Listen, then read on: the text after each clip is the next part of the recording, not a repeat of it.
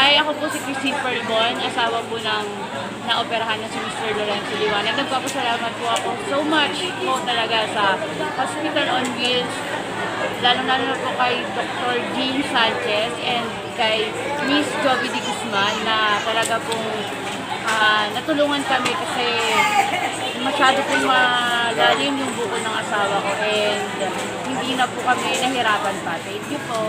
Ayan. Galing po kayo saan, ma'am? Bulacan po actually.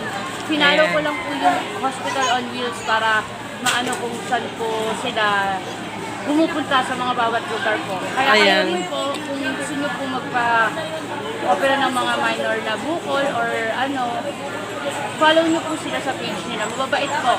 Okay. Pero po, ang nangyari sa mister nyo, major operation ho Major po, siya. ang lalim po. Ang Apo. lalim po ng bukol niya actually. Dalawa po yun. Isa po dito sa isa po dito. So, ito po yung nangyari, no? Ito po yung kanyang major operation. Tsaka ito yung dati, no? So, ibig sabihin tiwala na talaga, no? Ayan. Second time na yung operation mo. At sana wag nang malagyan pa, no? Tama na. Ingat ka na lang, kuya, sa pagkain mo. Yun siguro importante. Tinanong mo ba kung anong bawal sa'yong kainin? Walang sinabi. Okay. Ma'am, ingat po kayo lagi at salamat po sa inyong pagpapa-unlaks na ma-interview ko kayo. Thank you.